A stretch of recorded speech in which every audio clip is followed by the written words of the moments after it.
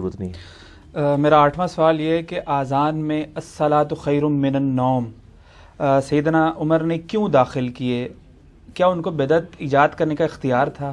سیدنا عمر ہو یا کوئی بڑے سے بڑی پرسنالٹی ہو، کسی کو اسلام میں بدعت داخل کرنے کا کوئی اختیار نہیں ہے، کیونکہ نبی علیہ السلام نے کیٹیگوریکل مینشن کر دیا ہے، بخاری مسلم میں موجود ہے کہ آپ صلی اللہ علیہ وآلہ وسلم نے فرمایا من احدث فی امرنا ھذا فہو رد، جس نے ہمارے دین میں کوئی چیز داخل کی وہ مردود ہے، چاہے کوئی بھی کرے۔ تو یہ بہت بڑا جھوٹ بولا گیا خصوصاً حنفی علماء کی طرف سے، دیوبند اور بریلویوں کی طرف سے۔ اپنی بدعتوں کو حلال کرنے کے لیے انہوں نے سیدنا عمر کو تختہ مشق بنایا، اور شیعہ نے بھی اس حوالے سے سیدنا عمر کو ٹارگٹ کیا کہ بھئی الصلاۃ خیر من النوم کے الفاظ سیدنا عمر نے اذان میں داخل کیے ہیں۔ سیدنا عمر یہ کیسے کام کر سکتے تھے؟ ان کی کیسے جرت تھی کہ یہ کام کرتے؟ الصلاۃ خیر من النوم کے الفاظ نبی صلی اللہ علیہ وآلہ وسلم نے خود تعلیم فرمائے ہیں۔ صحیح مسلم کے اندر حدیث موجود ہے کہ جو ابو محذورہ صحابی تھے رضی اللہ تعالیٰ عنہ، ان کو نبی علیہ السلام نے خود اذان سکھائی ہے، اور اذان کے الفاظ موجود ہیں جو اہل سنت کے ہاں اذان دی جاتی ہے۔ اسی حدیث کا ایک طریق جو ہے وہ سنن ابی داؤد کے اندر بھی موجود ہے، اور سنن ترمذی میں بھی، سنن نسائی کے اندر۔ اور نسائی جو ہے نا، بخاری اور مسلم کے بعد اس روایت پہ سب سے صحیح ترین کتاب ہے سنن نسائی، سب سے کم ضعیف روایتیں اس میں ہیں۔ بخاری مسلم تو صحیح احادیث ہے نا، یعنی کتب ستہ کے اندر۔ سنن نسائی کے اندر انٹرنیشنل نمبر کے مطابق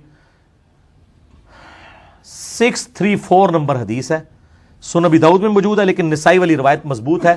اور اتنا ظلم ہے کہ یہ مشکات جو ہے، یہ مشکات دکھائیں، یہ انسائکلوپیڈیا آف حدیث تمام اہل سنت کے مدرسوں کے اندر مشکات پڑھائی جاتی ہے۔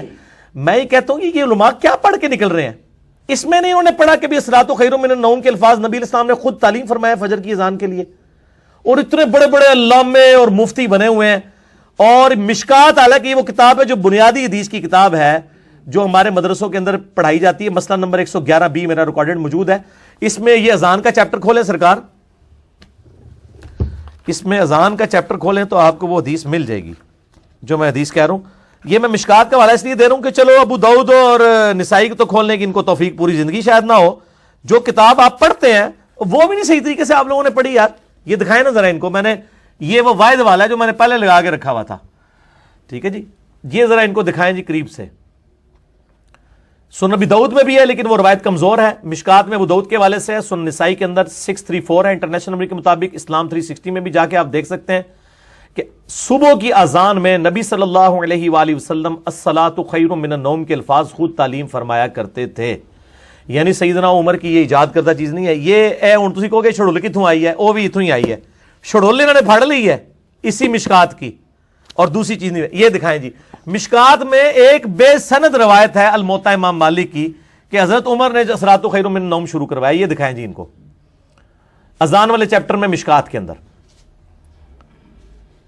الموطا امام مالک میں امام مالک ڈائریکٹ کہہ رہے ہیں کہ میں سنے ہیں، سنا کے سنی، مجھ تک یہ بات پہنچی ہے، سند کوئی نہیں بیان کی۔ اور صحیح مسلم کے مقدمے میں ہے کہ مرسل کوئی شے نہیں چھوٹا ہوا واسطہ۔ امام مالک تو تبع تابعی ہے نا، تابعی بھی کوئی کہہ دینا کہ نبی علیہ السلام نے فرمایا تو وہ روایت بھی ضعیف ہوتی ہے، یہ تو تبع تابعی ہیں۔ امام مالک کیا کہتے ہیں کہ مجھے کہیں سے پتا چلا ہے کہ مؤذن نے عمر کو نماز فجر کی اطلاع کرنے کے لیے آیا تو ان کو سویا ہوا پایا تو دیکھا تو کہا کہ نماز نیند سے بہتر ہے، عمر نے حکم دیا ان کلمات کو صبح کی اذان میں شامل کر لو۔ نعوذ باللہ من ذالک، یہ جعلی روایتوں نے بیڑا غرق کی ہے، یہ بالکل بے سند روایت ہے۔ اور آپ دیکھیں پبلک میں انہوں نے یہ بتا دی، اس سے پہلے جو روایت تھی جس میں نبی علیہ السلام نے خود الصلاۃ خیر من النوم جو ہے وہ سکھایا، وہ نہیں انہوں نے بتائی۔ انہوں نے اپنے بزرگ بابوں کی بدعتیں اور دین میں داخل کیے ہوئی ساری کی ساری جھوٹی چیزیں جسٹیفائی کرنے کے لیے تو یہ جھوٹ جو ہے الصلاۃ خیر من النوم والا جو ہے نا وہ، اور یہ مرسل کی تباہی میں آپ کو بتاؤں، یعنی یہ مرسل جو اس طرح کے چھوٹی ہوئی جو روایتیں ہیں وہ انہوں نے دین کے اندر بڑا بیڑا غرق کیا ہے۔ میں آپ کو یہ فقہ حنفی اور فقہ مالکی میں زیادہ ہی کمزوریاں پائی جاتی ہیں نا، اور فقہ شافعی اور فقہ جو حنبلی ہے وہ کتاب و سنت کے قریب ہے، وہ بھی پرفیکٹ نہیں ہے۔ حجت اللہ البالغہ میں شاہ ولی اللہ دہلوی نے ایک بڑی پیاری بات لکھی ہے، وہ کہتے ہیں وہ چونکہ حنفی پیدا ہوئے تھے، بعد میں انہوں نے حجت اللہ البالغہ میں لکھا کہ دور حاضر میں اسلام اس امت کے اندر اماموں کی اندھی تقلید نے امت میں گمراہی کا دروازہ کھولا ہے۔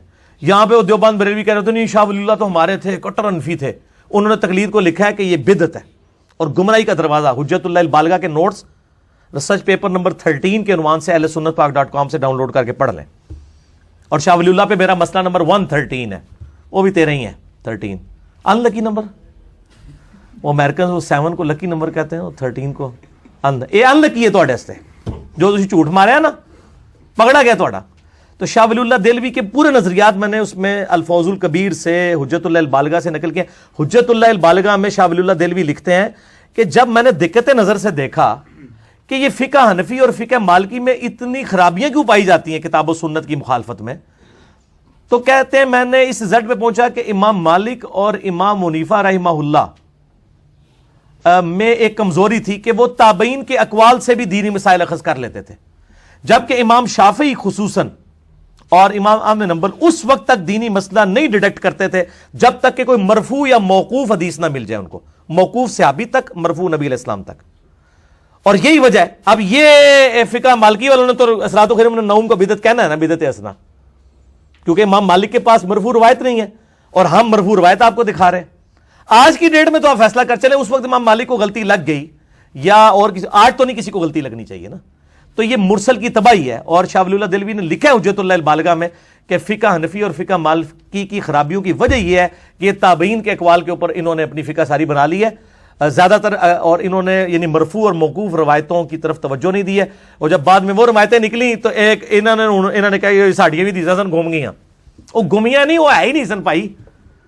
ٹھیک ہے جی. تابعین بھی تو سب سے زیادہ کذاب اور جھوٹے لوگ تابعین کے اندر ہیں. خوارج کون ہے؟ تابعین. مسلم کا مقدمہ پڑھ کے دیکھیں, جتنی جھوٹی روایتیں گڑھنے والے, ابان بن ابی عیاش کون ہے؟ تابعی ہے, جس نے وہ حضرت عمر والا وہ جھوٹا واقعہ گڑھا ہے کہ حضرت عمر نے جو ہے وہ سیدہ فاطمہ سلام اللہ علیہ کے اوپر دروازہ پھینکا اور وہ شہید ہو گئی, جو آج تک ہمارا. ہاں یزید بھی تابعی ہے, حجاج بن یوسف. تو تابعیوں نے کون سا سمجھنا ہے؟ تو یہ نہیں ہے سارے, مطلب جتنے غلیظ قسم کے لوگ تابعین کے اندر پیدا ہوئے ہیں نا, وہ آج بھی اس زمانے کے لوگ نہیں موجود ہیں, لیکن جو اچھے ہیں وہ اچھے ہیں. ٹھیک ہے. جب صحابہ میں کئی مرتد ہو گئے آپ علیہ السلام کی وفات کے بعد, جو قانونی طور پہ صحابی تھے, قانونی صحابی اور حقیقی صحابی میں فرق بھی میرا ایک کلپ ہے, مسئلہ 96 میں سے کاٹا گیا, وہ آپ دیکھ لیں. تو تابعین کس جو کھیت کی مولی ہیں. ٹھیک ہے جی. تو میرا خیال ہے اتنا جواب کافی ہے. اثرات و خیر من النوم کے اوپر اب پوری تسلی ہوگی. آندہ نا کئی ہو لوگ پڑھ لکھ گئے تھے, اس لیے کہتے ہیں جناب وہ ایک منڈا آیا ہے جناب, وہ انجینئر, کسی نے نہیں چڑھتا. بھائی اللہ نے بندہ تسی اپنے آپ خود ہی نہیں چھڑے ہوا, من تو موقع مل گیا. اچھا لوگ کہتے ہیں جی آپ کامن ٹرمز پہ بات کر کے نا تو امت کو جوڑیں. یہ کوشش تو ہمیشہ سے ہو رہی ہے, جوڑ کے دسو. ہم نے جو ہے نا اختلافی موضوعات اس کو ڈسکس کر کر کے امت کو جوڑ دیا الحمدللہ. کیونکہ جب ایک بلی کو پتا چلا کہ یار یہ میری دم کٹی ہے تو باقیوں نے بھی کٹی ہے, انہوں نے کہا چلو ٹھیک ہے پھر کٹھے ہی ہو جانے ہیں. اب سارے کٹھے ہو گئے, ایک ہی پلیٹ فارم پہ سنی بھی ہیں, شیعہ بھی ہیں, دیوبندی بھی ہیں, بریلوی بھی ہیں, اہل حدیث بھی ہیں, وہیں پہ کٹھے ہیں کہ یار چلو ساڈے بزرگوں نے تواڈے نے تے کیتی ہے نا, چلو ایک ہو جائیں اسی. تو یہ ایک بڑے کارگر رہا ہے, بجائے کامن یعنی کامن ٹرمز پہ کٹھے ہوئے, لیکن کامن ٹرم یہ کہ تواڈے باوے بھی ہاتھ کر کے تواڈے نال ساڈے نال بھی ہاتھ کر کے گئے نے, یار آؤ گلے رکھ کے روئیے, دوواں دے باوے نے ایک دوسرے نال ہاتھ کیتا ہے. تو اس کی وجہ سے لوگ جو ہے نا وہ یہ جو انہوں نے اپنے مسلک اور مذہب کی میت کے اوپر اکٹھے ہو گئے ہیں الحمدللہ, رو کے ایک دوسرے سے گلے لگ کے کہ یار غلطی تواڈے بزرگاں نے بھی کیتی, ساڈے نے بھی.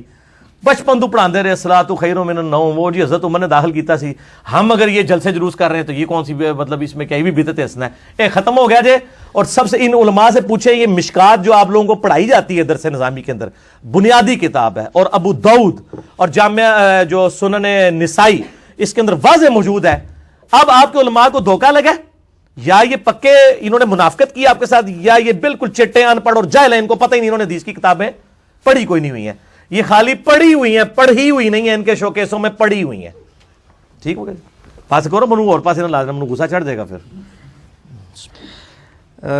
سوال نمبر 9 ہے کہ ایک بھائی کا سوال ہے کہ تبلیغی جماعت والے یہ جو سہ روزہ کرتے ہیں یا چلے لگاتے ہیں, یہ اس کا بھی شمار بدعت میں ہوگا؟ ہاں جی, اگر وہ چلے لگا رہے ہیں تبلیغ جماعت والے تو بریلویوں کے نزدیک بدعت ہوگا, اور اگر دعوت اسلامی والے 4 روزہ لگا رہے ہیں مدنی قافلہ تو وہ ٹھیک ہوگا, کوئی بدعت نہیں ہے. یہ زیادہ تر ہنگامہ کھڑا کیا اہل حدیث نے. اہل حدیث کو تو بدعت کی ڈیفینیشن کبھی سمجھ ہی نہیں آئی ہے, جو انہوں نے ڈیفینیشن پبلک کو بتائی ہے اس کے تحت خود یہ بدعتی ہیں. ختم بخاری نہیں کرواتے اہل حدیث, کہتے ہیں ثواب کے لیے نہیں کراتے. تو آپ بورڈ کے اوپر لکھا کریں اتنا موٹا کہ بغیر ثواب کے نیت سے ختم بخاری میں شریک ہوں, تاکہ تو ہی کر پیا بھی چندہ کوئی نہ دے. لوگ کہیں گے ثواب لبڑا دے عمل اڑے جا کے وہ تھے ثواب کے لیے ہو رہا ہے. یار یہ انتظامی معاملات ہیں. یہ آج ہم نے جو اتوار والے درس قرآن کیا ہوا ہے, نبی علیہ السلام تو جمعرات والے دن درس دیتے تھے, ہمارے لیے اتوار زیادہ کنوینئنٹ ہے. انتظامی معاملات کے اوپر کبھی بدعت کا فتویٰ نہیں لگتا. علماء کے درس نظامی کے جو کورسز ہیں 8 سال کا 10 سال کا, یا قم یونیورسٹی میں 17 سال تک بھی شیعہ پڑھتے ہیں, یہ انتظامی معاملات ہیں, یہ کہاں سے بدعت ہوں گے؟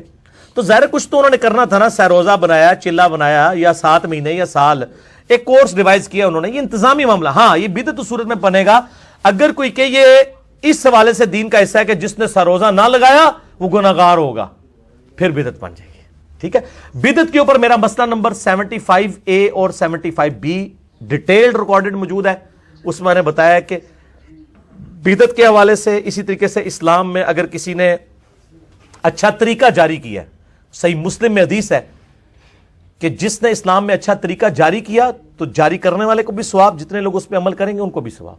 بدعت نہیں, سنتن حسنتن اور سنتن سیئتن. اور جس نے اسلام میں برا طریقہ جاری کیا, اور طریقہ میں بتا دوں, جیسے یہ ویڈیو کیمرہ ہے, یہ اسلام میں اچھا طریقہ ہے. گھڑی کے اوپر نماز کی ٹائمنگ فٹ کرنا, فکس کر دینا, اچھا طریقہ ہے اسلام میں. سافٹ ویئر حدیثوں کے بنانا, اچھا طریقہ ہے اسلام میں. تو میں نے بڑی ڈیٹیل سے بتایا کہ اچھی بدعت اور چیز ہے, بدعت ہوتی ہی بدعت ہے, چاہے اچھی ہو یا بری وہ غلط ہے. اچھے طریقے جاری ہو سکتے ہیں, وہ آپ جتنے مرضی کریں. تسبیح ہے, کاؤنٹر ہے, جس سے یا حج کرنے کے لیے ہم جاتے ہیں, بحری جہاز میں پہلے جاتے تھے, اب ہوائی جہاز میں جاتے ہیں, پہلے لوگ پیدل بھی جاتے تھے. تو یہ اسلام میں اچھے طریقے. اس سے اس طرح مسجد میں قالین, کوئی یہ کہتا ہے جناب تھلے اس پکے دے اتے اس قالین دے, منہ طرف خانہ کعبہ شریف اور اے سی شریف, اللہ اکبر. یہ دین نہیں ہے, یہ دین کو سپورٹیو چیزیں ہیں, دین کو سپورٹیو چیزیں, لیپ ٹاپ ہو, یہ ساری چیزیں, یہ اچھے طریقے. اور مسلم شریف میں حدیث ہے جس نے یہ جاری کیا اس کو ثواب ملے گا. اور میں کہتا ہوں یہ جس نے بھی یہ کام کیے ان کے لیے صدقہ جاریہ. البتہ جو تعلیمات ہیں تبلیغی جماعت یا دعوت اسلامی کی, ان سے ہمیں علمی اختلاف ہے. وہ میرا لیکچر پیچھے ریکارڈ ہو چکا ہے. دعوت اسلامی اور تبلیغی جماعت والوں کو نصیحت یا اس طرح آپ لکھیں, اور میری مخلصانہ نصیحتیں, ہم ان کی جو ہے نا وہ ان چیزوں سے اختلاف کرتے ہیں, باقی ہمیں طریقے سے نہیں ہے. وہ پہلے بریلوی کہا کرتے تھے جناب, آپ کو پتا ہے بڑا مشہور ایک شعر تھا کہ جی آتچ لوٹا گلیچ استرا ستھن چھوٹی گردن موٹی. اے سنو جی, ستھن چھوٹی یعنی شلوار چھوٹی یعنی تہمت چھوٹی, گردن موٹی, گلیچ توا, ٹھیک ہے جی, تے سر تے استرا تے چک بسترا, تے وہ کیا کہتے ہیں کرا ٹینڈ تے چل رائے وینڈ. تو یہ اس طرح انہوں نے شعر بنائے ہوئے تھے جب تک وہ خود دعوت اسلامی ہری پگڑی والی جماعت نہیں تھی بریلیوں کی. اب وہی لوٹے بھی انہوں نے اٹھائے ہوئے ہیں, بسترے بھی انہوں نے اٹھائے ہوئے ہیں, ٹھیک ہے, اور ماشاءاللہ شلوار بھی ٹخنوں سے اوپر کرتے ہیں. تو یہ سنتیں تھی جس کا مذاق انہوں نے اڑایا, اور آج ان کو بھگتنا پڑ رہا ہے. اب سب کچھ کر رہے ہیں. تو چیزیں جو چیز مطلب آپ اس طریقے سے غلط طریقے سے لوگوں کے اوپر نہ فتویٰ بازی کریں, ادروائز مصیبت کھڑی ہو جائے گی. میں اہل حدیث سے کہوں گا خدا کے لیے یہ آپ فتوے نہ لگائیں, آپ علمی اختلاف کریں کہ ان کی جو تعلیمات میں جو کمزوری ہیں ان کو ہائی لائٹ کریں. ٹھیک ہوگا جی, ٹھیک.